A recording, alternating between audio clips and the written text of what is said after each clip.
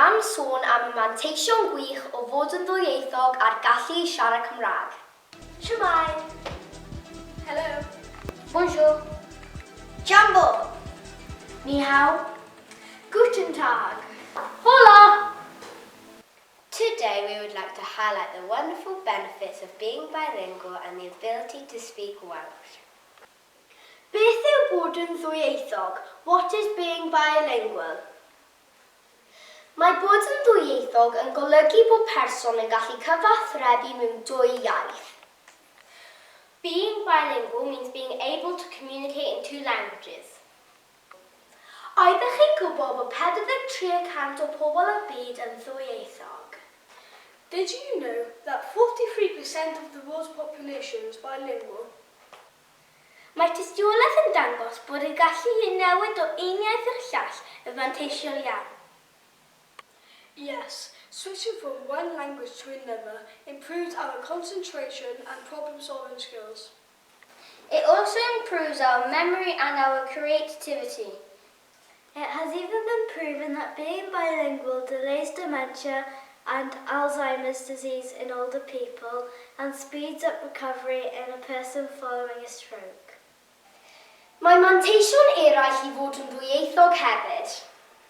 Research has shown that bilingual people have a better ability to see other people's perspective and understand other people's points of view.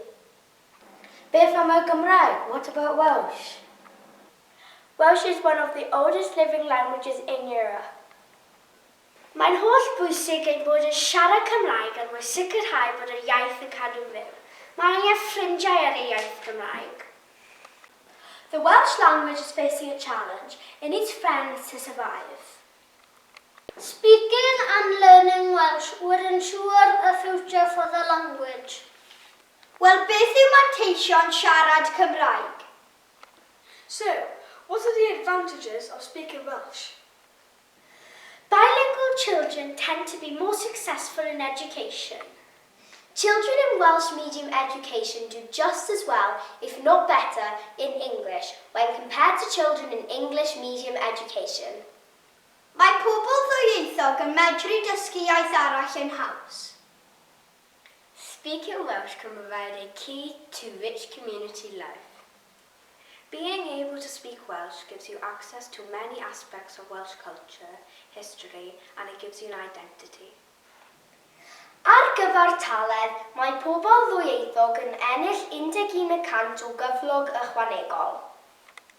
Employees need a bilingual workforce in Wales because services need to be offered in both Welsh and English. Mae siarad dwy iaith yn rhoi sgil arall i rhoi ar eich ffilmen wrth geisio am swydd. Mae Llywodraeth Cymru am sicrhau bod miliwn o bobl yn medru siarad Cymraeg erbyn y flwyddyn 2050. Mae cyfrifoldeb arnom ni i ddefnyddio Gymraeg bob dydd er mwyn sicrhau bod ein plant yn medru siarad Cymraeg mewn blynyddoedd i ddod. Let's make an effort to speak Welsh in order to ensure that the language is passed on to our children of future generations. Mae'n glir felly mae bod yn ddwyieithog a siarad Cymraeg yn cynnig nifer fawr o fanteision. Being bilingual, therefore, is extremely beneficial. Why not learn another language? And if you live in Wales, why not speak that new language, Welsh? Pob hwyl, goodbye, adios, au revoir, auf Wiedersehen, ciao, ok, arrivederci.